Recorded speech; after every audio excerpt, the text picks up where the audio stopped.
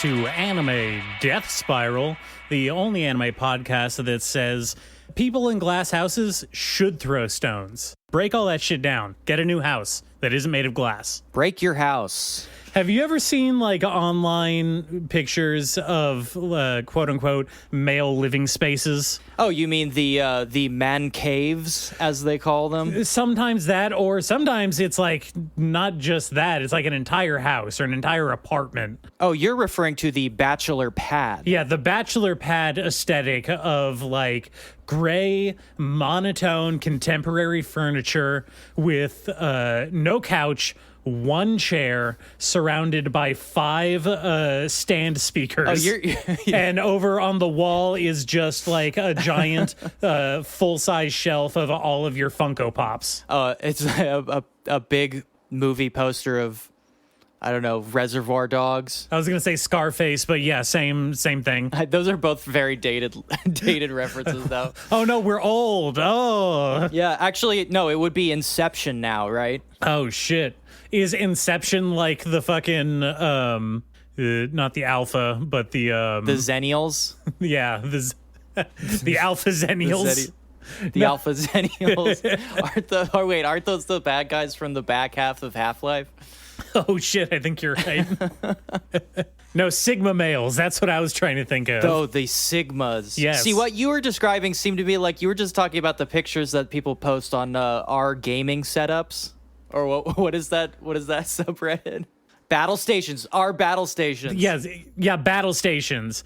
No, go on our male living spaces anytime, and you'll see a full array of what I'm talking about. And it's always dudes who obviously have some kind of white collar IT job, so they make way too much money, but have no friends or like don't know how to talk to women in order to get them to come back to their house.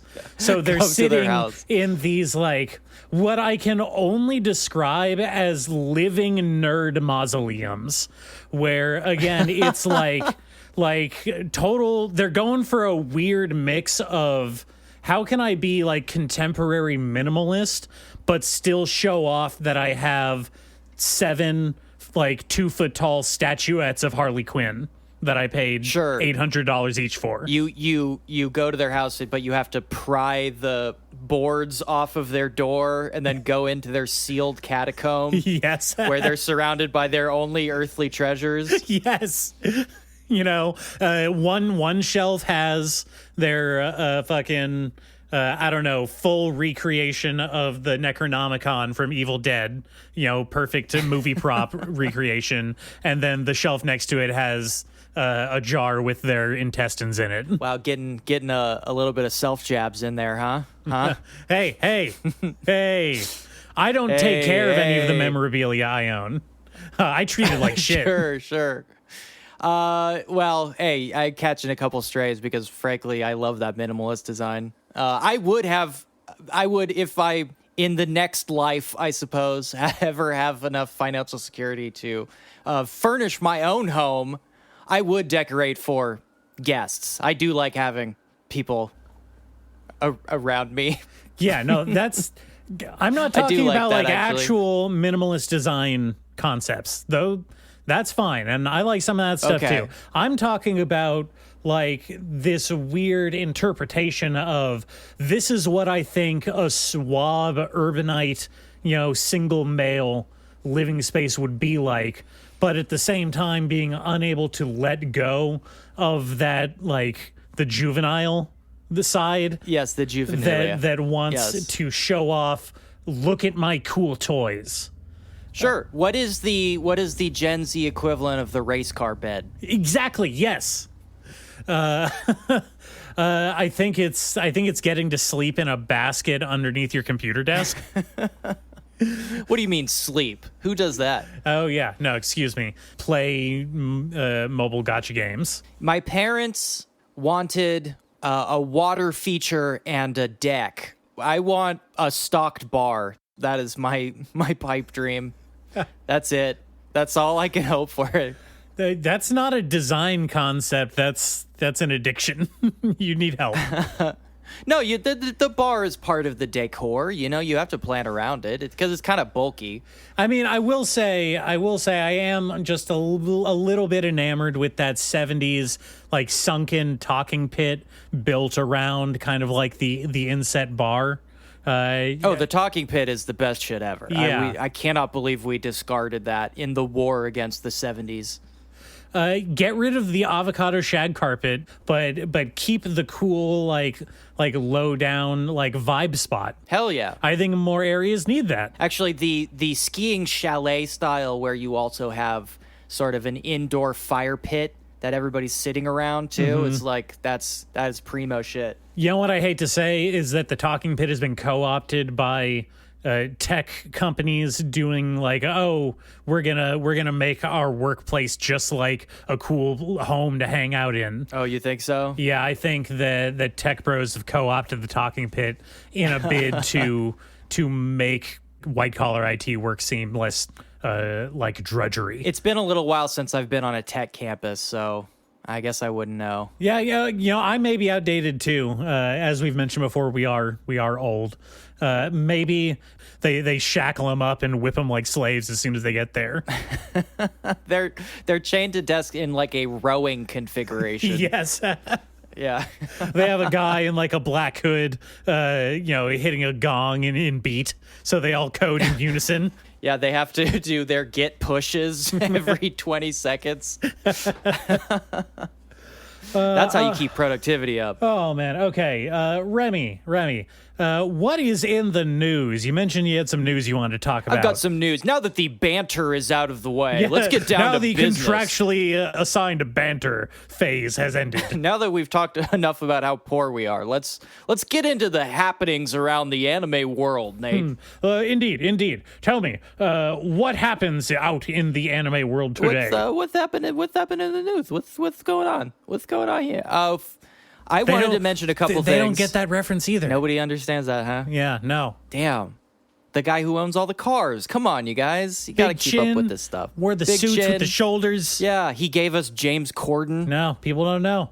Well, I always call you the James Corden of anime. Oh, well, thank you. That's very sweet. In your best late night impression, let me hear what you think about these news stories, because we got a couple things hitting right now. Number one, a pretty standard news hit for us. There's a new anime adaptation confirmed. Are you familiar with Rooster Fighter, Nate?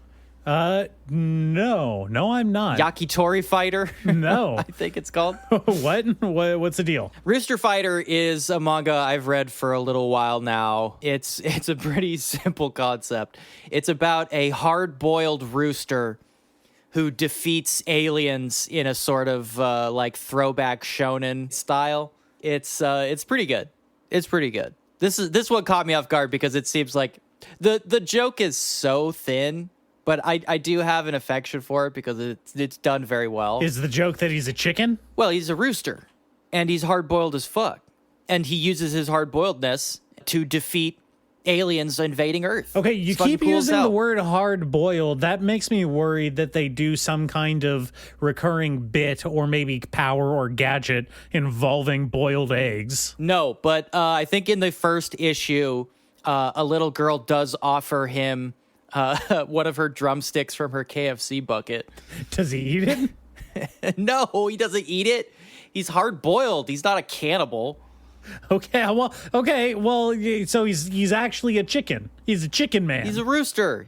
I mean, he's not a chicken man. He's not a rooster man. He is literally a rooster. Oh, he's just a rooster. Okay, all right. He's a rooster. He's not a rooster man, and this isn't set in like a rooster world. He's not like literally a rooster-themed biker, or maybe he has like a magical belt that turns him into a giant robotic rooster. Nope. No? Literally a rooster. He goes from chicken coop to chicken coop, making his way in the world in his hard-boiled way, defeating aliens, sleeping with chicks. Are the aliens chicken-sized, or are they big No, aliens? they're huge. They're huge. Okay. They're like 30 feet tall. And do the people appreciate him for saving them from the aliens? Like, what's the deal here? Why does he have to wander? Most people don't know that he's the one doing it. They kind of just are like, whoa, the alien was defeated. I wonder who did that. So they're doing kind of like a 70s like Hulk TV show thing. Yeah, exactly. Because he's so hard boiled. All right. Okay, I see. Yeah. I can get behind that a little bit. Yeah. It's a very thin joke, but like I said, it's done really well, so I'm actually kind of excited for this one. I wonder how they do it, because like I'm not sure if any of the manga chapters are like sequential enough for like a 20-minute episode. See, in my head, I'm like already kind of assuming it's gonna be reminiscent of that Adult Swim show, Assy McGee. You remember that one? It's better than Assy McGee. I can tell you that already. Okay. I mean, Chicken, a bit more marketable. Get a wider audience with that one than a anthropomorphized buttocks on legs. I'll give you that. Please don't be crass. Excuse me. Ass cheeks. Thank you. That one was, it caught me a little bit off guard. I had just been kind of reading it as a joke. And of all things, I cannot believe somebody was like, yeah, let's animate this one. But I'm glad they're doing it. Well, yeah, I'm generally for weird stuff. Yes. And also the main character isn't a fucking teenage boy. Well, that's also great. Thank God. God, do I hate teenage boys. I'm just going to say it. I hate teenage boys. Probably the worst group of people on earth. Absolutely. Especially if they're from England. Yes. The only people that could possibly be worse are like 50-year-old men. Mm-hmm. Surprising amount of crossover in opinions between old men and teenage boys. Yeah. There is a very strange convergence. That's the true horseshoe theory. Yeah. Okay. All right. Well, what else? What else is going on in the world? All right. We got another one. This one's a little weirder. This is more reminiscent of the early version of the show. The creator of Apothecary Diaries. Are you familiar with Apothecary Diaries? Yeah, somewhat. I haven't watched it, but it was kind of a bigger name. Got an adaptation not too long ago. Yeah, this one hit like very hard, and I understand it. Well, I have a friend of mine. It's like very into it. Was this a manhwa adaptation? I believe it. Was it a manhwa or was it manga first? I can't remember, but it does have a manhwa feel to it because it is set in China. It's about imperial court drama and intrigue. It's so hot right now. There's a lot of like shoujo flavors in it. Yeah, it's cool. I watched the first episode of it and I thought it's good. I think it's fun. It's got a bit of a Prince and the Pauper thing going on with kind of a peasant girl kind of being raised lightning quick through the ranks up to a level of aristocracy she's not comfortable with because of her ability to, I think, save a pregnant woman's life. Sure. Because nobody else in the entire court was like versed in medicine at all. We don't have gynecology yet. I don't know what to do. Yeah, they needed one teenage girl from the fucking nowhere mountains to like be like, hey, don't put leeches on a pregnant woman or some shit like that, you know? I found it very nice. I thought it was a fun show. And so how many thousands of dollars did the creator get fined? The creator did not get fined any dollars because the creator went straight to jail for tax evasion. Oh, okay. I thought he was I thought we had another Rurouni Kenshin situation on our hands, but no, we have a Yuji Naka situation on our hands. Yes. This is a weird one, I have to say. Natsu Hyuga, the creator of Apothecary Diaries, just ate shit, fucking went straight to jail. Straight to jail. Yeah, I really don't know the deal. It looks like he perhaps just not declaring any of his fucking income and just got eaten alive by the fucking tax bureau. Listen, which is very funny. His defense of did I do that didn't really hold up in court that well. Nope, they were like, yes, you did. We can clearly see. Well, we have some pretty damning evidence that you did in fact do that. You just happened to like materialize a house and a bunch of luxury goods, and we kind of want to know where those came from. I have no idea where those came from. Sir, your license plate says scammin'. Scamming. We be scamming.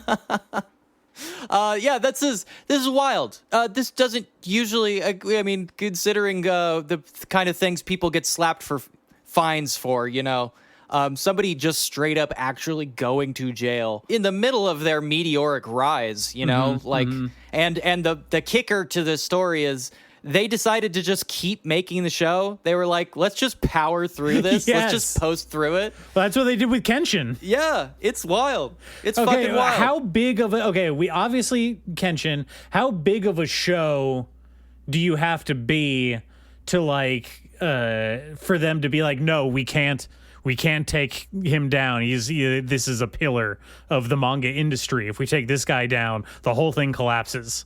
We just got to let him get away. It seems like they'll just throw you in jail and you can just keep doing it anyway. So apparently it doesn't really matter if they get convicted or not. I'm just saying, what happens if someone like Oda, it comes out that he's been avoiding taxes or something. He's been killing and eating people for 20 years. Even worse, let's go crazy. Yeah, what if he's a cannibal?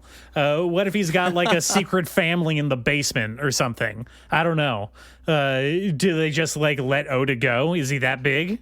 How big can we go here? I'm not sure. It's an interesting question because One Piece itself is essentially economically, it's about the same size as Belgium. Just on the world stage. Our franchise's GDP is slightly bigger than a small European country. Yeah, not even a joke. I think that machine is so complex at this point that if you did remove Oda from it, it could probably continue running for a decade without him before it eating itself. You think so? I think so. I think it would be very difficult for them to be like, well, he is a murderous cannibal, but damn, it is $100 billion in gross domestic product every year. I think we might have to let him eat some folks. I mean, obviously the procedure seems to be to just power through it and not mention the controversy. I think other companies would probably put out a statement of some kind, maybe disavowing, we don't agree with that guy. Kind of like all the movie studios did with Frank Miller. After his little foray into political statements. Sure. Well, I was gonna say Bryan Singer, but I guess Bryan Singer. We're still gonna do X-Men. Sorry about the Bryan Singer stuff. Sorry about the pool parties. Hey, Hugh Jackman. Everybody loves Hugh Jackman in that Wolverine, Everybody right? loves Hugh. By the way. Hey, how was that? You saw that? By the way, you saw that new huge Jackman vehicle, right? With little Ryan don't worry, Reynolds. we'll get to that. Let's get through the news first. Okay, all right. Because I have one more. I have one more. All right, what do we got? Yeah, I think this one's hopeful. This isn't a Oda's a cannibal story. Oh, please give me some good news. Please give me something that makes me feel good to be alive. I think you'll like this. Okay, all right. So, do you perhaps remember a guy named Rafal Jaki? I don't think I do. Refresh my memory. Doesn't ring a bell? No. He is one of the big guys behind Cyberpunk Edge Runners. Oh, okay. Yes. You know what? It's funny. The big guy? It's funny you say that because I was just looking at that. Oh, yeah? About Cyberpunk or about Rafal? Well, about his new comic, I believe. I hope I'm saying his name right. I think it's very funny that his Twitter handle is Gwent Bro. Yeah, I assume you're talking about his new comic, No Name. It is not new. This is what's interesting. Oh. Very, very sharp-eared listeners of the show will remember many episodes ago, I mentioned reading an issue of No Name and saying this is one of those really interesting things where Shueisha's manga creator line, I'm not even sure what to call it. It's not a publication. I think it's online only. They'll just throw whoever up, Yeah. Sort of almost a self-publishing branch. Sure, yeah. Kind of a throw some spaghetti at the wall and see what sticks. Exactly. It's the manga creator's spaghetti wall. That's exactly what it is. Mm-hmm. And he's one of the guys that threw spaghetti. He threw spaghetti called No Name about people whose names confer power upon them. And the main characters work at the essentially the FBI, but for naming babies.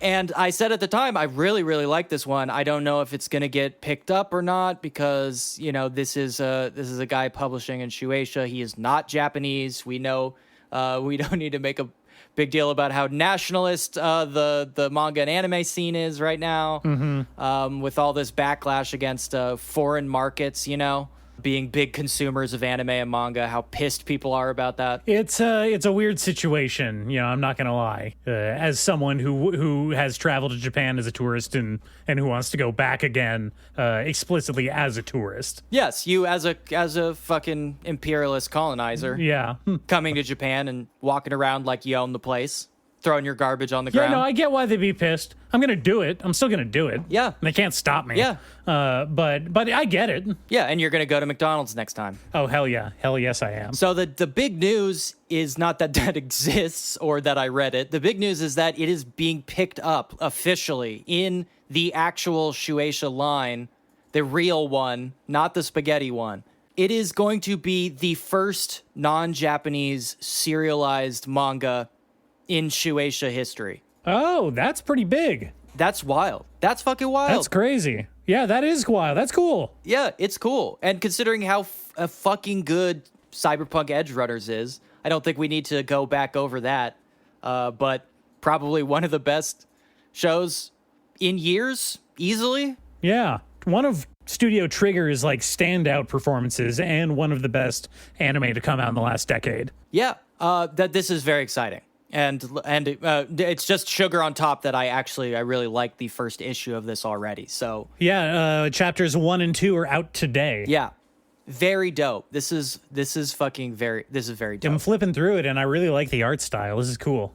Yeah, I like his art style a lot. I think this is really cool. I always assumed it was going to be a French team that would finally get the nod, but I'm glad it's Rafal. I think he does fucking cool work. Well, good for him. I'm going to check this out. Yeah, I think that concept is interesting. I like the art style, and I want to support anybody who was involved in Edge Runners because, man, Yeah, any that blew me imperialist away. colonizer edging into the Japanese nationalist space. No, you Let's- don't let's all- understand. My tourist money being injected into their economy is good.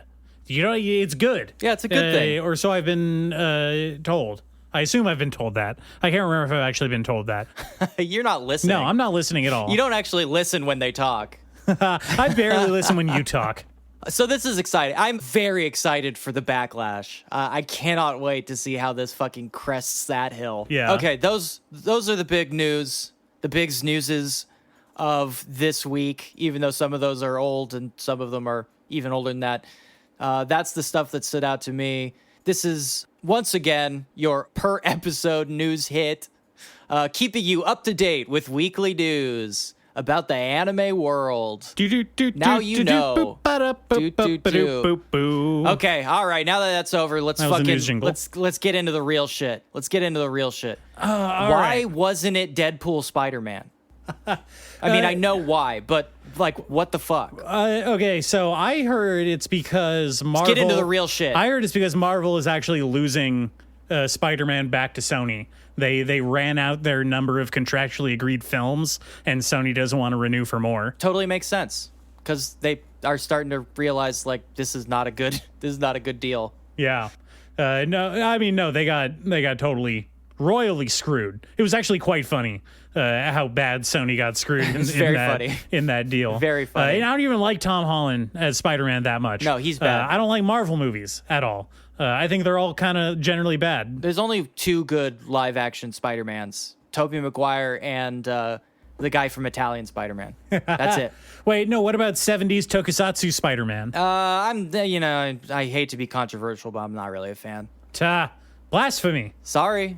Okay, Sorry, all fellas. right. So, I mean, I think that's why it wasn't Spider-Man, but they dumped an entire dump truck full of money in front of Hugh Jackman's house and said, hey, you're being Wolverine again. And by God, here he is. You thought he was dead. You thought that he was finally out. But no, they're dragging out fucking 85-year-old Hugh Jackman, pumping him full of steroids again so he can put on a yellow spandex suit and camper around with Ryan Reynolds. Get that dehydration in. And they're so fucking embarrassed by that they had to point it out over and over again. This is the classic Ryan Reynolds Deadpool move, by the way, that I find very grating. Hey, isn't it so lame and weird that we brought back Wolverine? Hugh Jackman is Wolverine. Isn't that such a weird, like, lame thing? Let's all laugh at ourselves about it. Ha ha ha. It's funny that we did that because we knew that it would be dumb to do. It's funny. But that was kind of the tone of through the whole thing. I said this, actually. The weird part, why I lead with the Spider-Man Deadpool thing, besides the fact that Spider-Man Deadpool is the team up. Well, no, Cable and Deadpool is the team up, and they already did that in the last movie. Who fucking cares about Cable? Spider-Man Deadpool, that's the shit. It's the two dumb asshole jokesters who kind of look like each other. That's the joke. Well, okay, that's kind of a thing, though, is that in any scene where they're together, it always devolves down to people mistaking Deadpool for Spider-Man. That is just the constant. If you have them anywhere near each other in a space, someone has to make a joke about how Deadpool kind of looks like Spider-Man. Yeah. And I feel like doing that again is kind of played out. I don't know. It's not doing it for me. But then at least they would have a joke, Nate. Isn't the joke is that that Hugh Jackman is the serious guy and Ryan Reynolds is the not serious guy, and they do stuff together? Kind of. I mean, yes, they're trying to do a midnight run, obviously, but it doesn't quite fit together. Anyway, my point was, they make a lot of jokes about Fox Disney mergers. They make a lot of like industry inside jokes, but they do not have the courage to make a single Sony joke. They did not make a single one. They didn't Morb? They didn't do any Morbin? No, they didn't make a Morb. No Venom jokes? They didn't jokes? make a single Morb. No Venom jokes. Not a single Venom appearance. They only referenced Spider-Man one time in a very muted, offhanded way, which is not Ryan Reynolds' style.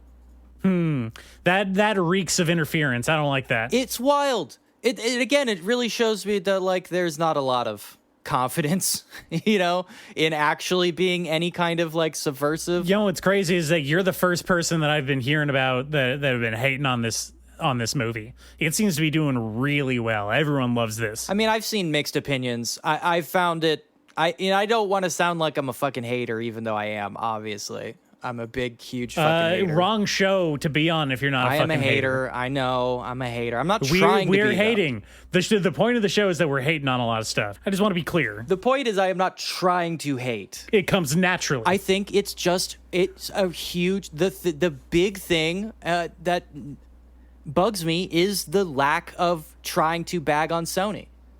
It's like this kernel of cowardice that sits directly in the center of the movie, like a little pebble in my shoe every time I step down. Every time Ryan Reynolds opens his mouth to make like some meta joke, I feel the pebble in my shoe. You know what I mean? It drove me crazy the whole movie. I mean, the other stuff is like very predictable, whatever. It's like, yes, Ryan Reynolds does his thing.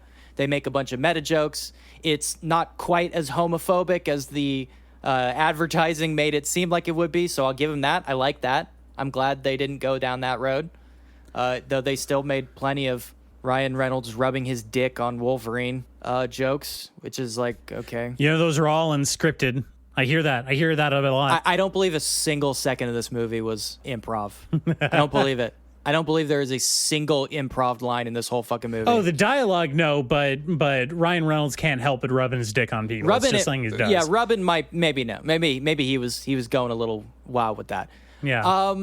The other thing that I really noticed, and let me hear what you think about this.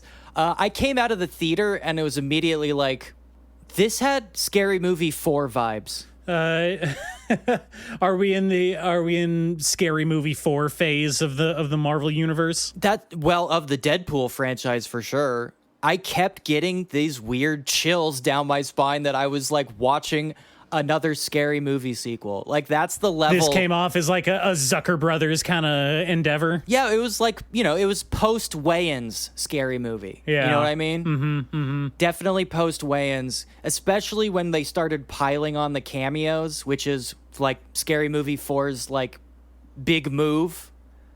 Yeah. Here's another cameo. Here's another cameo. What do you think about that one? Isn't that funny that we have this famous person? Yeah, but when it's Leslie Nielsen, it's funny. They should have Leslie Nielsen cameo in a Deadpool movie if he wasn't dead. Yeah, they really should have had more Leslie Nielsen in this movie. That really would have livened things up.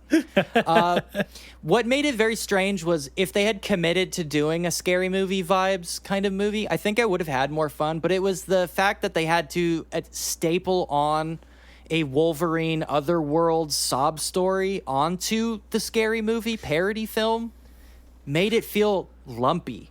Well, some suits said like, oh, well, you have to have a character arc in there to appeal to a general audience that isn't going to get all of the lore jokes that we put in. Yes, there has to be something to do in the third act because like the jokes aren't like funny enough. Like that's kind of the bottom line, right? Well, I don't think they're brave enough. I don't think they're brave enough to put up a like actual just straight spoof comedy style movie where it's just joke after joke after joke. Like imagine Deadpool done in the style of an Airplane, right? Or Naked Gun. Oh God. So fucking good. That would be so much better. Right? A fucking Airplane style Deadpool movie would be fantastic. And you kind of touched on it when you said this felt like the Scary Movie 4 version. And obviously Scary Movie is built off of that older style of like Zucker Brothers comedy, is what I was saying, right? Yes. You got Airplane, Naked Gun, Police Squad, all that stuff. What was the spy one? Spy movie. Yeah, spy movie with Val Kilmer. Oh, no. The Val Kilmer one is called... is it Top Secret? Top Secret, yes. Yeah, yes. God damn it, I fucking love Top Secret. Top Secret is so good. So do that, but with a Deadpool movie, and you can do it like, all right, we're just going to do all of these gag-a-minute scenes featuring these, different Marvel characters. And you can still do the multiverse stuff. You can still bring Hugh Jackman back. But there needs to be this understanding that this is an unserious movie where we're just going to tell jokes. And they don't do that anymore. And so they have to stuff in this like awkward skeleton of a bog standard action movie plot, underneath where they want to tell the silly jokes with Ryan Reynolds, right? Yes. Because they do that from I saw the first two Deadpool movies. I haven't seen this one yet, but they do the gag jokes. They have fun fourth wall breaking stuff, but they always have to go back to some kind of like emotional core as the plot that leads to a big action sequence at the end. They just need to get rid of that. Just get rid of it and just be funny. It's cowardly. Yeah, it's cowardly. Absolutely cowardly. Be unafraid to be funny. Yeah. The other thing too that is like completely divorced from that is just purely structural is all of that fucking Void stuff. They did all of that in Loki already. All of those jokes were already done in Loki. All the fucking like converged worlds in the Void thing. They did it just a couple years ago. Yeah, Tom Hiddleston isn't as charismatic and funny as Ryan Reynolds, so it didn't land as much. He's not? No, I don't think so. He's not? You think so? I think, okay, I don't know, man. This is my horrible take, but I think that Tom Hiddleston has aged out of being sexy Loki, and now people just think of him as another boring British dude. Loki. Yeah, Loki. Okay, all right. Well, I don't want to just shit on that movie for extended periods of time. Do you want to just take a couple guesses at who cameoed in Scary Movie 4? Yeah. Wait, Scary Movie 4? Scary Movie 4 came out in 2006. You want to throw out a couple guesses?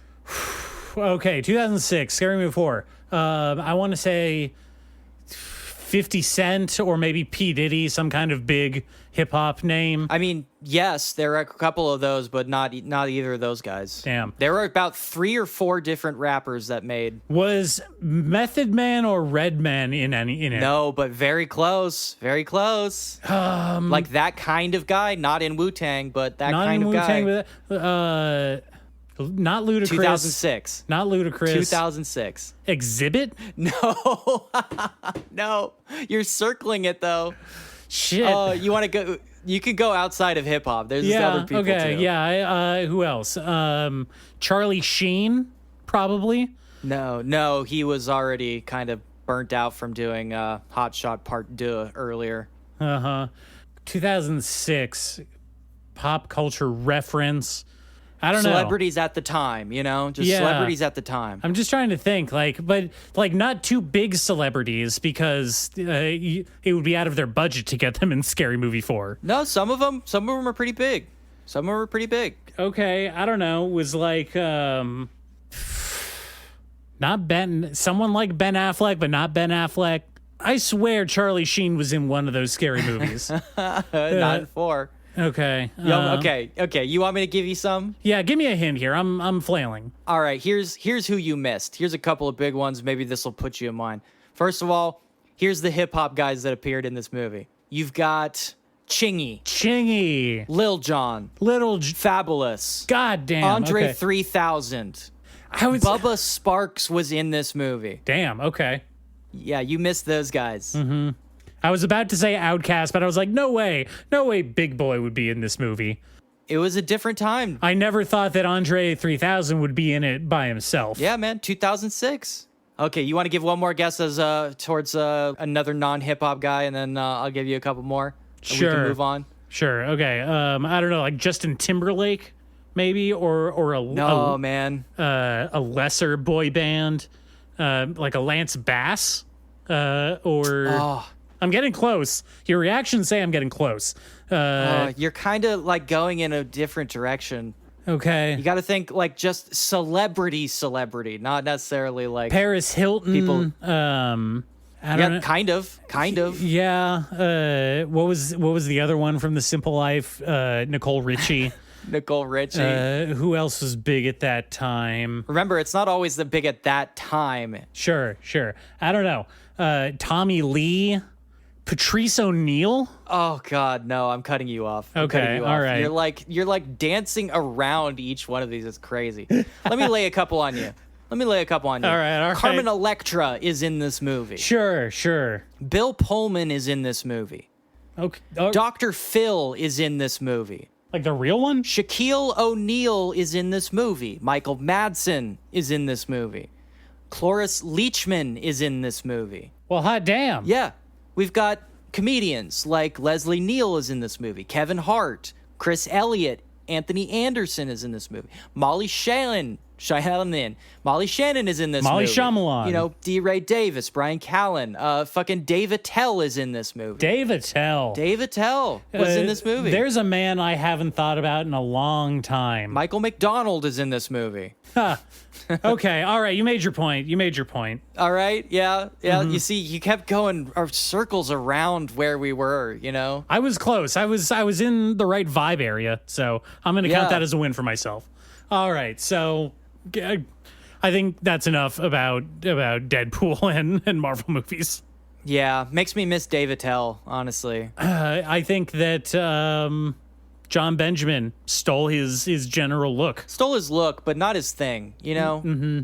I remember what was Insomniac with Dave Attell. Insomniac. I used to watch that on Comedy Central all the time. I liked that. Yeah, it was good. It was just him traveling around to different comedy clubs, like hanging out with people. It was cool.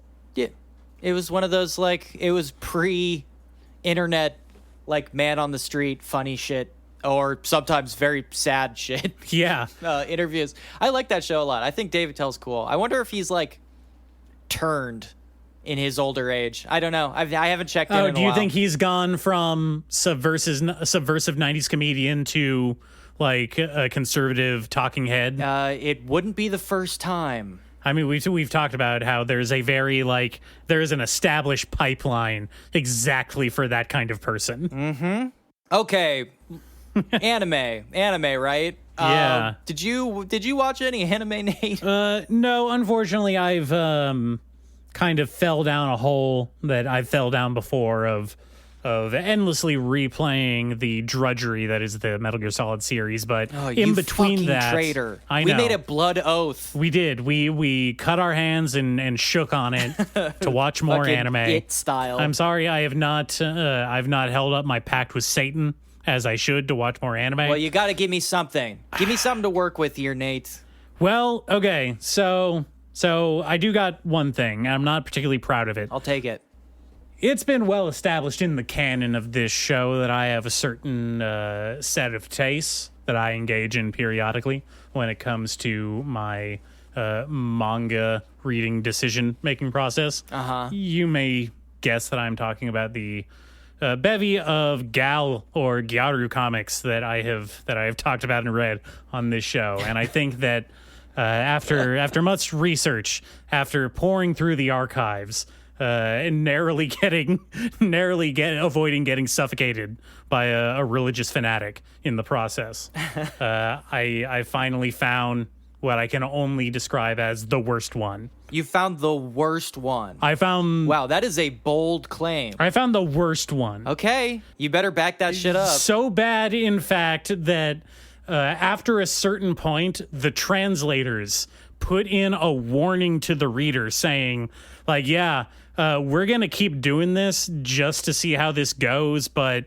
you shouldn't read after this point. Like, it's all bad, and I regret even giving you the opportunity to read it. Like, those were their exact words. I am talking about a weird little comic that I found called Gal Cleaning. And so, as you can surmise, this is or at least starts out as, a bog standard Gyaru rom-com about a weird little guy in a class who, doesn't have any friends and for some reason is inexplicably appealing to the vapid, airheaded gal girl in his class. Classic setup. Okay. Right? Sure. And along with the other standard manga construction trope of just choosing like an arbitrary topic to center like what they do stuff around, whether it be cooking or fashion, cosplay, whatever. They have chosen cleaning for some reason to be like the center point of like what all the characters decide to spend their time doing and talking about in this. And so the setup is this guy is like your standard, it's in Odd Couple kind of thing where he's like the uptight, neurotic dude who's constantly cleaning and kind of like low-key obsessive compulsive, kind of reorganizing everything. Everything has to be in its proper place. A loser. Like a germaphobe? Not quite a germaphobe, because he doesn't have any problem like getting into dirty spaces to clean them. He just likes stuff to be clean and organized. Okay, so sort of like the main character in Chained Soldier. Well, I haven't read that one, but I'm going to take your word for it. Oh, I haven't read it either. Wait, don't you mean Slave Soldier? We were not allowed to call it that, remember? Oh, right. And so the obvious, mismatch here is that the gal in Gal Cleaning, she's kind of like a horrible hoarder with no sense of self-preservation or cleanliness. Wait, hold on. Are you saying this is an anime based on the damn bitch you live like this meme? Yes, it is exactly that. Holy shit. Oh my god. Oh wow. Okay. All right. So due to reasons, specifically because his dad, they kind of it's a throwaway line, but his dad is a gambling addict and loses his apartment that they live in. And so for some reason, he has to move in with this unclean hoarder gal. And it starts off where it's like, all right, each issue is he's going to be cleaning a different part of her house and explaining. What? How many how many parts of the house are there? Well, you see, her dad is rich, so she lives in a big mansion, but he's always away on business, foreign business. Wink, wink. And so she just kind of lives in this giant mansion by herself until, again, for reasons, this male classmate of hers has to move in with her and clean her house for her. She's managed to hoard enough stuff to fill a mansion. Yes. Inexplicably, and it's disgusting. Like they're not holding back. It's not like just like, oh, it's drawn as general rubbish or whatever. Yeah. It's disgusting with like juices leaking out of garbage bags and open food containers like laying on the floor. Does she piss in bottles? They didn't get that far, but here's the thing. They did establish that her toilet doesn't work. They did not explain what she does do around that situation. Oh, no. Oh, no. And so the manga just kind of carries on like this for about 8 chapters until inexplicably you can feel... Like, I don't know if you've ever been reading a comic and it gets, like, unceremoniously canceled. Or you know it's about to, and it feels like the mangaka also knows that it's about to, and so they start doing wild shit to try and drum up enthusiasm for the story. Yo, boy, have I. Yeah. And so we get 8 chapters of this nerdy dude, like, kind of doing a half flirting, half, like, scolding relationship with this airheaded gal while he cleans up her beautiful manse. And then out of nowhere, he introduces a rival female character, the prim and proper class president, classic type, classic trope. Yep. And then when he feels that isn't giving his readership the boost that it needed, and this is when that warning that I mentioned from the translators comes in. He decides to unceremoniously shift to a very explicit scene, like a flashback scene of how this class president character was horrifically sexually assaulted, and the main character like somehow saved her from that situation or something. Wow. And that's why she has a crush on him. Wow. And might I mention that he fought off her attackers with a mop. Oh, you got to stay on theme. You got to stay on theme. Yeah. And then I think it carries on for one more chapter after that, where it just kind of like explains again why she has like a crush on this dude and why she thinks that the gal in the gal comic is the worst person ever. And then it's done. Then it gets canceled and it's no more. And that's it. That was the worst gal comic I've ever read. And when you eat something right before you get like a really bad flu or something really disgusting. Boy, do I. And it ruins your love for that thing. This happened to me before. This happened to me before when I was 15, Christmas Eve, and I had lobster tails and prime rib at my aunt's house. It was a tradition. In your manse. It wasn't a manse. I mean, it was a moderately sized house in a California beach town, so it wasn't nothing. I'll give you that. Kind of. Yeah, kind of. Yeah. A manse. And the next day, Christmas Day, I got the worst stomach flu I've ever had. And for years after that, I was not able to eat lobster. And that is where I'm at with, I think, gal comics right now. I think it's actually made them viscerally disgusting to me, just giving me the muscle memory of this horrible little piece of shit that I read. Yeah, that's my bit. That's my bit about gal cleaning. Okay, all right. Well, go back and read Super Baby, and that'll clear your system out. I will. I need some kind of melon sorbet right now to clear my palate. Yeah, it's sort of an emergency. Okay. Well, that's my unfortunate foray into anime this week. Did you Great. Did you do anything Anything anime related? I did do some anime related things. I did not go seeking out the most disgusting versions of my favorite genres, though that is a common occurrence in my manga scanning. In fact, at some point, You can't say that you're innocent of the action. It's not like you haven't done it. Oh, I've read some of the most disgusting shit you could possibly imagine. I guess I just have more of an iron stomach for this stuff than you do. Maybe. Hey, I'm just a little guy. Go easy on me. Let me describe some of these death games to you at some point. Okay. Did we talk about the Pokemon Go slave one? I think we did.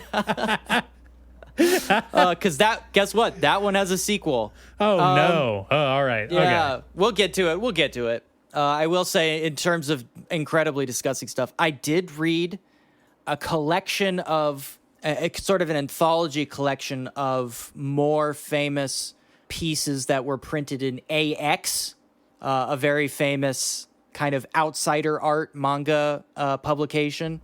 That was kind of the successor to Garo, another very famous outsider art manga publication that kind of died and transitioned into AX. I would like to talk about that at some point because that was actually incredibly weird and interesting. I want to talk about something that's not weird or interesting, though, first. Called... Okay. All right. Too Many Losing Heroines. What? Oh, no, that's too many. That's too many losing heroines. It's too many. I know I need the most losing heroines that you have. I know every time we have an episode, I say we've already watched all the premieres. Well, we watched one more premiere. I swear to God, this is it. This is the last one. They keep sneaking in. I shouldn't say that. I really shouldn't promise. Who knows what's going to happen? But I had no intention of watching Too Many Losing Heroines, Nate. I did not want to do it. I was not interested. It pretty much did not even cross my mind. But in an attempt to really give the season the due diligence that it deserves, I saw someone post something like, wow, you wouldn't think it, but some of the animation in Too Many Losing Heroines is actually really great. And I've heard this before. And was let down. In fact, even this season, I heard this about the how to become ordinary, that stupid fucking Gray Man show. This is exactly the same shit I heard about that. So I was apprehensive, but I am nothing if not mentally ill. So with my watch partners, we did dive into Too Many Losing Heroines. So did they have too many or did they not have enough? They only had a handful in the episode 1, I have to say. That's not a lot. Only one of them lost in the first episode. Okay. So in episode 1, we have one losing heroine. That's not enough. That's not too many at all. We should have more. There should be honestly, an unrestrained fire hose of losing heroines per episode. I want at least a one losing heroine per minute. You would think this would be the dark subversion of 100 Girlfriends just by the title alone. See, already describing it like that, I feel like that would be a very funny show. That would be much more interesting. Yeah. What we have here is another little kind of not quite a loser. He's more of like one of those kids, those like teen boys that has faded into the background and kind of just wants to like do his thing, not get noticed too much. We have one of those guys. Sure. And for whatever reason, we don't really get into it. He's really into like shoujo light novels. I mean, aren't we all? Whomst among us. Yeah, whomst among us is. But he has a hard time differentiating reality from fantasy. Oh, so he's just like a regular nerd with no social skills? Well, it's not that he has no social skills. This is kind of maybe the only interesting point. He has enough social skills to be bland that like it's not even interesting that he has a hard time interacting with people. People just kind of dump on him. That seems to be his superpower. So in episode 1, scene 1, we get our first losing heroine. The girl gets dumped while he's reading a light novel in the corner, and he's just sort of gawking. if it was any other kind of show, he would be live tweeting this, you know, like sort of one of those things where it's like, oh, you will not believe what the couple behind me in the booths is talking about right now. Kind of one of those. Okay, But yeah. instead, he's just doing it in his head to us, the audience. See, if he was doing it out loud so that other people could hear him, that would be hilarious. It would be kind of funny. Just kind of a weird dude muttering to himself about rom-com tropes or shoujo tropes while people like try and live out their very serious lives around him. I think there are many angles this show could take that would be more interesting than what they did.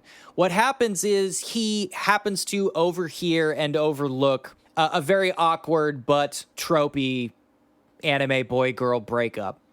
The girl happens to be the childhood friend. The boy is confiding in her about how he loves her friend, right? That whole situation. She does the thing where she's like, well, go and be with her then. Oh, you know what? I've seen this clip. You've seen the clip. I saw this exact clip that you're talking about. I'm sure. And if it's the one I'm thinking of, she sucks on that boy's used straw, and that's gross as fuck. Yes, they immediately go for well, this is literally the first 3 minutes of the entire show, is this.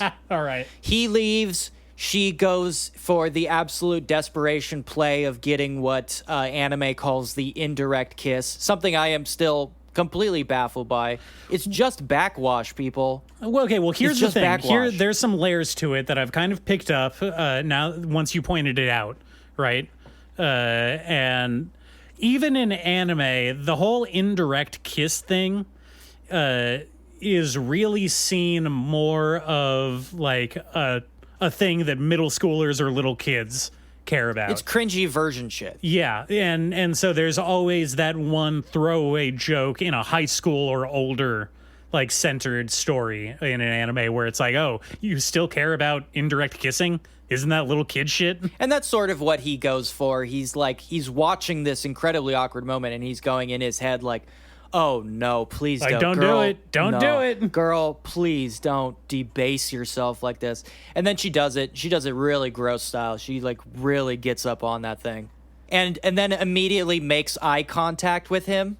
Devastating. If this happened to you in real life, this would be devastating. Oh no, I would never recover. And this is why, Yes. again, this is why I don't go outside my house anymore. This is the reason. Yeah. Yeah.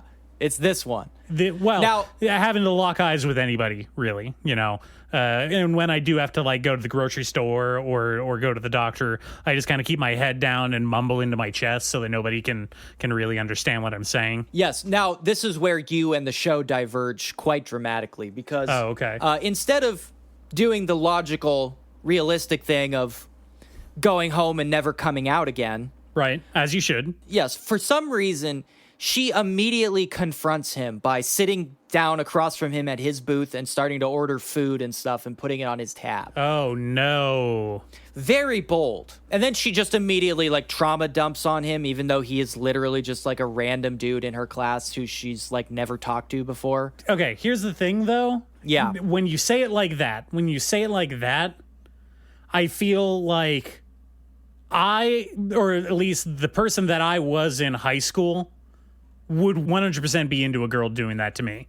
Mostly because I was desperate for any kind of attention from the opposite sex. I was really desperate. Yes, you were desperate and pathetic. Yes. Yeah. And of course, this is the romanticized version of exactly that instinct. Because I would fall in love instantly, I think. he does not cop to any kind of feeling. He pretends, he puts up the brave front of like, oh, this is so, I feel so put upon by this. But he immediately leverages this into like, she has to have lunch with him every day to quote unquote pay him back, right? Sure. I don't know how that pays him back. Well, because she's like making him lunch. Oh, she has to make him lunch, not just eat lunch with him. No, she makes him lunch. Oh, well, that's different. That's like some like sadistic shit. That's a power play. Well, she's comically bad at it, so she tends to like buy 7-Eleven food for him or like make just a big bowl of rice and try to pass that off as lunch. Sure. That's kind of the main gag of episode 1. But essentially is just him kind of giving the sympathetic ear to this girl as she like works through her trauma of this like first crush of hers, right? Mm-hmm. And that pretty much lays out the entire gag of the show, as we are sort of tangentially introduced to other heroines who happen to be at his school, and we get a little setup for each of their stories as we proceed. But they're all losing heroines. They will not get the boy, as the title implies. In fact, they will all end up as this boy's harem. Obviously, that's where this show is going. But the big subversive twist being that only because they're rebounding to him. He is the fucking MVP of this season. Prince of rebounds. Yeah, pure rebounds alone. Hey, he's employing the max strategy. Move in after completion. Yeah, he's basically the Nikola Jokic of anime. Honestly, if he has a system that's working, like I can't knock the guy. It seems to work out okay. I don't know how all these girls get clued into the fact that like he's the one they need to trauma dump on, but it's very clear that the show sets up that they're all just gonna like magnetize to him. And they'll all kind of like develop feelings for him as like, oh, he's the guy. He's like the guy you can like cry on his shoulder and all that shit. Well, yeah, that's the play though, right? That's the strategy. Just wait. There's going to be an episode where like we're in his room and his pillow shifts to the side and he's got a copy of the game under there or something. No. See, the guy who he's negging all of these chicks. You as the audience, trying to insert yourself, sort of zipper skin, like climb into this dude. That's you. That's who you are as the audience. He is the sort of world weary, aloof character who has to take on the burden of the maidens. Is this the kind of guy that would draw the audience as the soy jack and himself as the Chad? No, I mean, he's not that conceited. He actually pictures himself sort of as virtuous, as outside of the bounds of reality. That's sort of the thing with his romance novels, right? Is he tries to interpret real life through the lens of romance novels.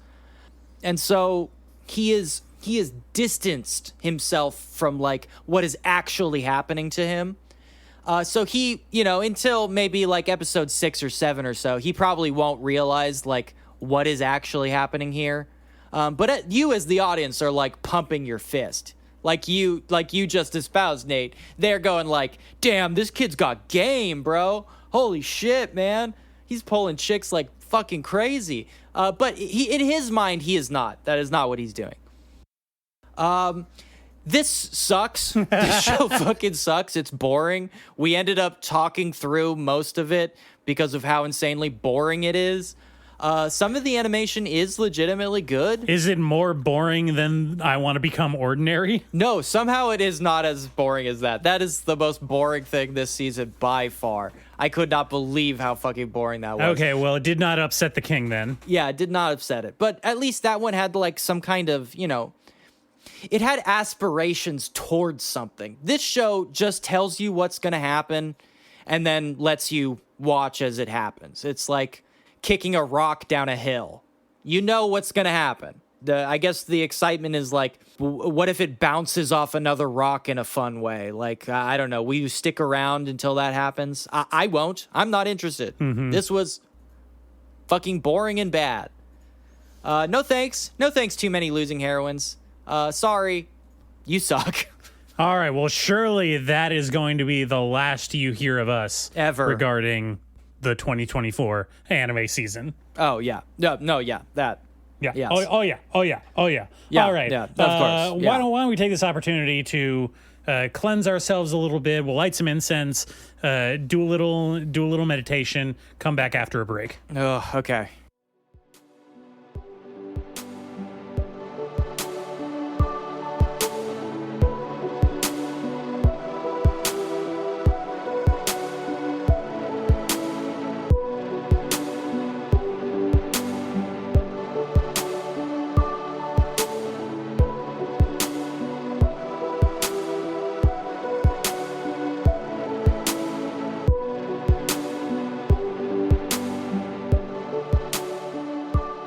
Man, that sure was another break. an anime death spiral. Boy, was it. Yeah, boy, was it. All right. So, dutiful listeners will know that a couple episodes ago, I lost embarrassingly at another round of Remy's ingenious, devious, diabolical game of Isekai Yeah, Bingo. hey, not so embarrassingly. I mean, come on, I'm pretty good at it. My performance was not at the level that it should be, which Sure, I would. you're real bad, and I'm real good. No, I would say that I am generally Olympian level at anime. And I was not putting my full force behind it that day, so it was embarrassing for me to lose so badly at your childish and honestly juvenile game. Sure. But that doesn't change the fact that I did lose, and I did agree. I did agree to watch several Isekai episodes. I already talked about a couple of them. There was one left that I had not watched because it wasn't out at the time. And now I have, and that is, wouldn't you know it, Head Start at Birth, also known as Zero Seiji Head Start Monogatari. Yeah. Something like that. I know one of those words. Yeah. And what can I say? What can I say about this one? It sure is one of the isekais made of all time. I don't know. There's nothing here. It's one of those weird little like mini webisode type things. It's not even fully animated, and I'm not sure if you knew that. It's like more of like those. I don't know. We talked about it before. That kind of like halfway between a motion comic and just like a badly animated scene. You know what I'm talking about? Yes. What? Oh God, what was that horrible one from this season? The one about the embarrassed boyfriend or whatever. Oh yeah, plus size office worker and embarrassed boyfriend or something like that. Real bad shit. That was the splitting the difference between a motion comic and like a full anime. Yes, and this is animated in that exact same style where it's mostly static images, and then sometimes the mouth or the eyes or the arms will kind of move in a not even an animated like fashion, more of like a kind of a shifty slideshow kind of thing. You know what I'm talking about. Anyway, these are 3-minute long episodes, and it's just detailing what is essentially the most bog standard isekai plot of all time. A overworked office lady who likes anime and video games and spends all of her time playing this gachapon video game about this anime that she likes, wakes up one day having been born anew as a little baby in what she says is medieval England-like village. Yeah. But what she has actually been born into is like a Victorian era manse. And so I don't think the author knows what the medieval period actually is, other than something that means England but old. Yeah. So yeah. And so the first episode, which again is 3 minutes, is her waking up as a baby, realizing that she's in a fantasy world just like that favorite video game / anime that she likes. And then the second episode is her realizing that, oh, they have a magic system in this world that is like that video game / anime that I like. By the way, her parents are famous noble people, of course. Naturally. Obviously, she's a spoiled little rich girl, but has the memories of a beset upon office worker from the mid 2000s. So yeah, I don't know. That was that. And I feel like it could have been so much more, especially if it's just going to lean into that idea of being in a video game / anime that you like, right? Yeah. So this is what you're describing to me sounds like a villainous. But there's no villainous. It's just a little girl who wakes up and she gets to be a little isekai privileged girl. Sure. Or at least there's no introduced villainous yet. There's only 2 3-minute episodes out so far. So, sure. You know. Sure, but it has villainous flavors. The aristocracy, it absolutely the has villainous female flavors. protagonist. Yeah. That's interesting. That is not what I was expecting at all. I thought this was more of an isekai. This feels like something that they are releasing as promotion material for an upcoming real gachapon game based on this property. That is so weird. That is the vibe that I'm getting. Whether or not that's true, I cannot say for certain, and I refuse to do the research to find out. Yeah, no, don't do that. Don't Google this. I would believe it about this, and frankly, if you told me about most of the shows in the last few seasons, I would believe that as well, because we have a very strange trend, and I will say this is something, I mean, not to bring it all the way back, but this was something I was thinking about during the Deadpool movie. The convergence and confluence of video games and anime and movies and television and books, all kind of just swooshing together. What do they call it? Where the crab theory? Oh, yeah. Crustaceogenesis. Oh, carcinogenesis. Carcinogenesis, where everything is just going to become a crab. The idea that evolution is just constantly trying to shift back towards decapods as the perfect life shape. Yes, which I disagree with. Obviously, the perfect life shape is the killer whale. Oh, obviously. But not to get too off track. Nature's perfect killing machine. They can take down boats. I can't do that. Yeah, with their fucking foreheads, dude. That's true Come power. on. Those things kick ass. Anyway, what doesn't kick ass is everything becoming like the worst kind of lightweight, like mobile game. Everything. And in Deadpool, they would literally have breaks in the cutscenes to insert like the video game part where you got to kill a bunch of faceless mobs. Oh, great. And then they would go to the next cutscene, you know? Which is not unique to Deadpool. Obviously, that's been a pretty big trend in movies in like many years now. But it's happening in a very strange way in anime space too, right? I mean, not to point out the obvious, but like obviously the isekai stuff, whether they acknowledge it or not, are just like copying these video game themes directly into the show. And then there's also the flip side where like a bunch of games are just getting anime adaptations. You know, this season and last season, we had the Sakuna of Rice and Ruin anime. We had the Nier Automata show, right? Sure. You know, we obviously, as you mentioned when we were talking about it before, the Persona games just crank out anime. Yeah, they've been doing it for a while, you know. For a long time. Yeah. You know, we have shows in this season like that isekai, like the isekai that I keep saying I actually like, Quality Assurance in Another World, very explicitly and show in a video game. Let's not discount those like Netflix Western, quote unquote, Western anime adaptations of Castlevania and the upcoming Devil May Cry one. Yeah, Castlevania, Devil May Cry, Cyberpunk, like we mentioned before, Onimusha that I complained about, the weird Toshiro Mifune thing. I mean, okay, let's back up a little bit. Arcane is coming out. I'm not even sure that we should include Cyberpunk in this list just because, like, Cyberpunk is better than the Cyberpunk anime is better than the game. I knew he was going to split hairs on this one. I knew he was gonna split hairs. It's like a genuinely good thing, and I feel bad about including it against this milieu of crap. Doing this whole thing again. Okay, anyway. you know what? All right, fine. I try to have an adult opinion on something. You just got to bring me down like fucking crabs in a bucket. Yep, you try.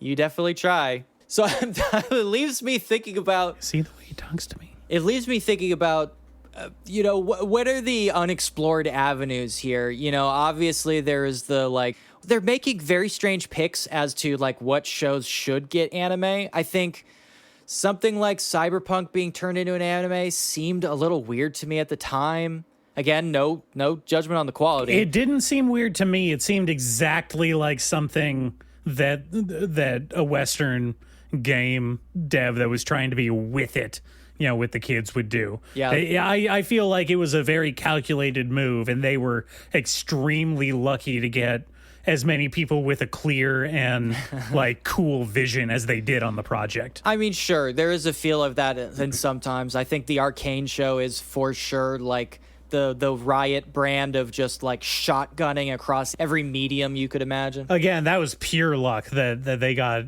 what they did out of that. I feel Yes. especially with the overall reputation of League of Legends going against it.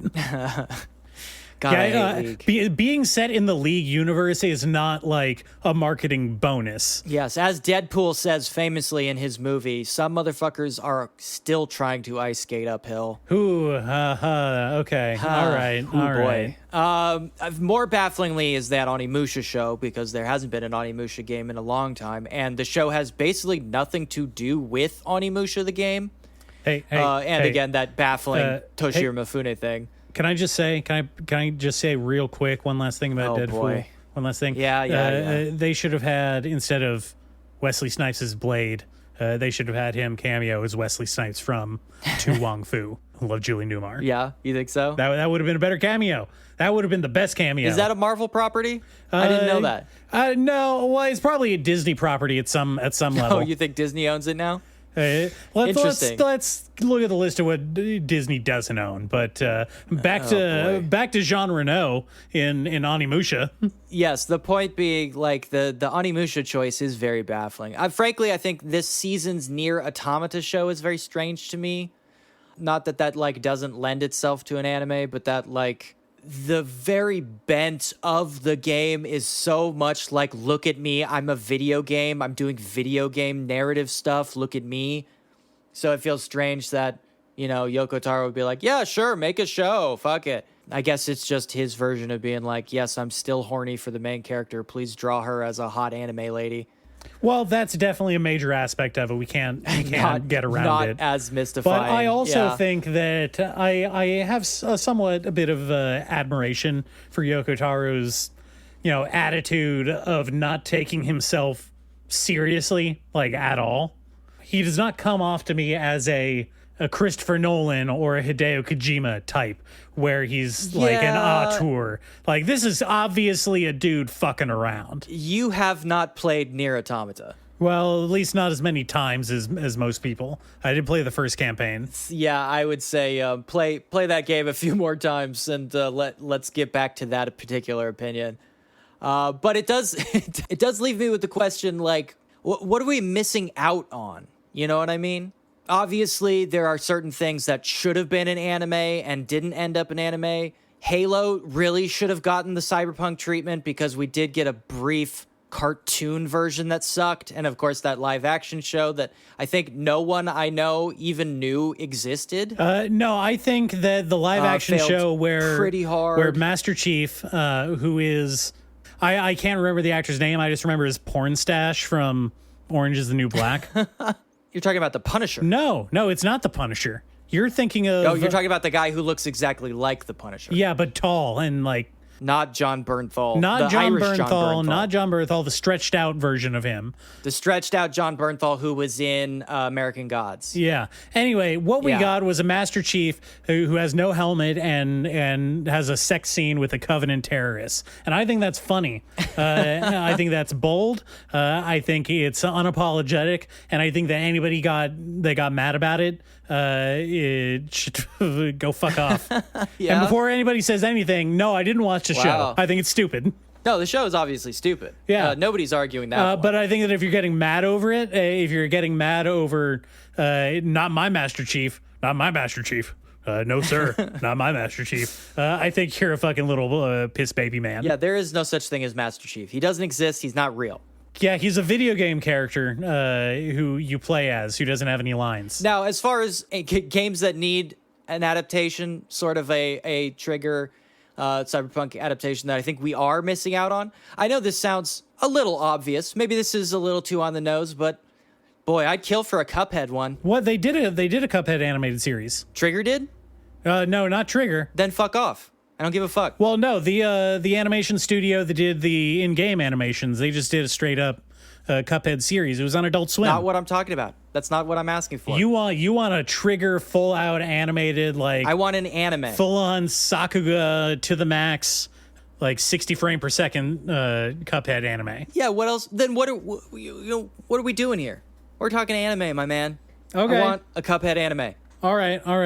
Let me hit you with this.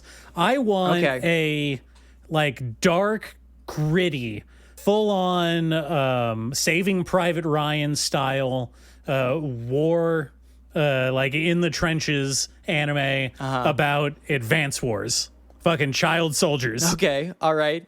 And like every once in a while, the soldiers get a glimpse of Andy, and they're like, "Are you fucking kidding me?" Yeah, it's like that's the general. Imagine this. It's a Saving Private Ryan, band of brothers, kind of small unit behind enemy lines.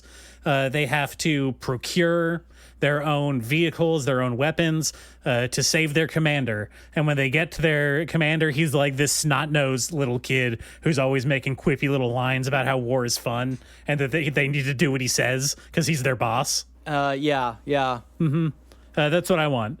Meanwhile, they're like dying horribly around him and losing their best friends. Yeah. Andy is going through the tutorial. Yeah. Like we get through the entire series, they get him back to the home base, and he just kind of goes, I was like, "Oh, hey Sam, that was a fun match, huh?" Yeah, that's it. That's the end of the series. Cut to black. That could be very fun. I think yes. Yeah, fully band of brothers. Yeah. I think we are missing out by not having a full-on Binding of Isaac anime. Oh, hell yeah. Like shonen style. You know, sort of like a horror shonen style Binding of Isaac anime. He's like a shonen boy. They're already pretty weepy. I don't know if you've watched a lot of horror anime, but shonen boys tend to be pretty weepy in the horror-themed shonens. So we're already off to a good start. Now, we might have to work around the nudity. That could be a problem. Well, you know, I'm sure that we can come to some kind of workaround there. What about this? I'm gonna swerve a little bit. Can I suggest a manga adaptation of a video game? Sure, absolutely. I want to see Manhunt by Rockstar via Junji Ito. Yeah. I think that would be interesting. And the only reason I say that is because I originally wanted to say I want to see Junji Ito's Running Man. Arnold Schwarzenegger's Running Man, of course. Not Stephen King's Running Man. No. Specifically, I want to see an Ito adaptation of the Arnold Schwarzenegger Running Man film. Sure. And I think that would end up looking something like Manhunt anyway, and so that's why I went with Yeah, well, and Manhunt, very famously, a death game. Oh, absolutely. Absolutely. The most classic of death game archetypes. Yeah, just kill people. Just kill people. You're all in prison. Kill each other. Yeah, just kill each other. Now, I was thinking, you know, since all of these isekais are really playing out the idea of just dropping into a, you know, Dragon Quest style RPG system, we need to kind of mix it up there. I feel like there's so many different kinds of game systems, you know, emergent game systems, action adventure game systems that could be used to greater effect, you know? I'm thinking I want somebody to get isekai'd into the world of Hitman. Okay, as the Hitman or just like as a person? I think it might work better if you are isekai'd into Agent 47, but if it's a comedy, now imagine that. You are isekai'd as an NPC into Agent 47's campaign. Okay, and the gag is that every episode, he's an NPC that narrowly avoids getting murked by Agent 47. Yes, imagine this. Okay, you are an NPC in an Agent 47 campaign. You need to make sure you are not wearing the costume he needs. Okay, I can already see the setup. So our main dude, he's like kind of a mild-mannered, maybe even sniveling kind of dude. Yeah. Middle management somewhere, white-collar work. Or not even that. I think he works for a temp agency. Sure. Right? And that's how we get into these wacky situations where it's like, all right, well, you got to go to the work as a baker today. Got to put on the baker's outfit. And today you have to go do the jackhammer at the construction site. Yep. And each episode he's like constantly paranoid and like looking over his shoulder on the lookout for Agent 47. Yep. And he always thinks that he knows which person it's gonna end up being, and he's always wrong. Yeah. It's a death restart anime where he's constantly just desperate not to get killed during that campaign session, and he always gets killed. That's beautiful. I think, yeah. No, I'm That's 100% beautiful. into that. The beautiful game. Yeah. Yeah. All right. One more. Let's think. Well, obviously, going along the system style, I do think we are missing. We have a huge hole in the isekai systems marketplace, I guess. I think it would be great to be isekai'd into Age of Empires. Okay. I mean, I feel like there are several isekai explicitly stated, like, centered around the idea of community building in a medieval setting, right? No, you're not community building. You are isekai'd into a villager. Oh, you're just a random villager that someone is controlling. You are like one of the first 6 villagers, right? You are aware that you are being controlled in an Age of Empires campaign, and you need to like continually prove yourself and help the guy who's running the game get enough resources to like build the barracks, and then you get into the barracks and you're like, oh, thank God, now I'm a soldier. Now I just need to like fend off this first wave so that he can upgrade the tech tree so that I can become an arbalest, a janissary. Now let me ask you this. Is the mouse cursor moving around the sky like a giant monolith monitoring them? Oh, you know it. You know it. It's coming down and it's putting bounding boxes, and he's like, "Oh God, what now?" They all get down on their knees and worship the giant mouse cursor that flies above them. Well, they're taking their orders. They go, "Yes, oui, yes, my liege. Yes, wo lo lo lo." Yeah, wa lo lo lo. Yeah, okay, we got the reference. Yeah. And he's like, "Okay, yeah, wo lo lo lo. I'm doing it." And they keep clicking on him. And he goes, "I'm doing it. I'm doing wo lo lo lo. I'm trying." And then at the end of the first episode, he gets, he's out gathering berries or mining for gold, and he gets murked by an enemy janissary, spear through the chest. And then he wakes up the next episode coming out of the respawn house. Yeah. I think that's perfect. I think that'd be really fun. Okay. And he's just behind the scenes kind of subtly trying to help out the guy's campaign so that, like, him and all of his like villager friends, his newfound villager friends, can like survive to the next map. Oh, God damn it. I think that'd be great. That's so much more interesting than being like, oh, I woke up and I have max resist stat or whatever. I'm wondering, because, there was a solid 2 or 3 decades in Hollywood of Westerns being the genre du jour, right? When are we going to move on? A few? Yeah, I think a few. A few covers I think probably more than a few. Maybe half of this entire century would cover it. What I'm saying, are we in for 50 years of bad video game knockoff isekai? Let me cast my eye into the future. Whoa, lo, lo, lo, whoa, lo, lo, lo. No, we are not. And I'll tell you why. It's because global warming is going to end the planet. Global warming will kill us all. But before that, we are in a period of extreme accelerationism. Nothing will last as long as a trend from the 1940s. Nothing will last as long as a trend even from the 1990s. I see isekais burning out very soon. They're already getting so meta, right? Mm-hmm. All isekai now has to be meta-reflexive in some way or another, even the serious ones. I mean, they all feature the character whose whole thing is that he knows everything about isekai. Yes, we are reaching cabin in the woods level. And so either one of two things has to happen. We all saw how Joss Whedon turned out. Yeah, exactly. Either isekais collapse in on themselves, forming an isekai singularity wherein no isekai can escape from the massive gravity well, or isekais over-evolve and become something almost completely unrecognizable. I'm not sure what that is. I'm too old, I think, to see that far into the future. But it's definitely going to be one of those two things. And I think we are rapidly approaching the event horizon on that particular event. I can see it. Whatever it is, it's so blinding that I can't quite make out the details right now, but I can see it. I can see it so clearly. God, I hope we reach that new future someday soon. It's coming, man. It's coming. Now, again, I don't know if we'll live to see it, but it's coming. It's coming at us like that train in the first movie. Okay, well, I think with that somber thought, we should bring this particular chapter to a close. All right, I'm sick of this. All right, once again, fuck this.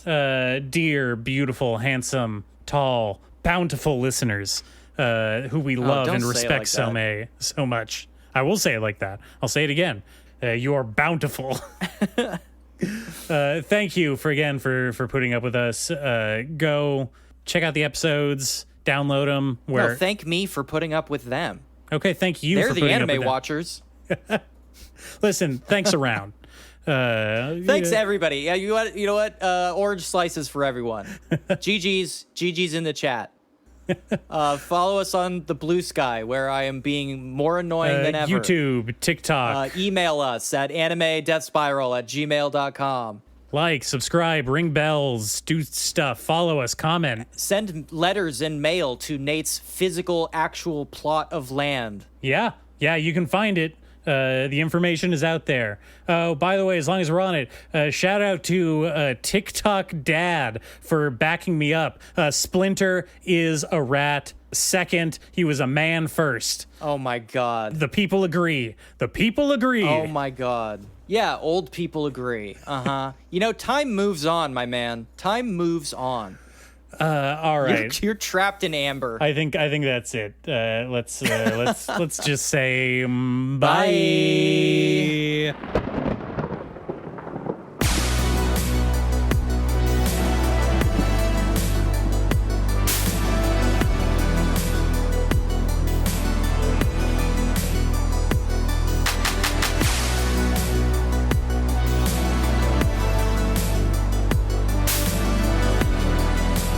This is our high wire performance. In this episode, we will be performing a magic trick, so pay attention.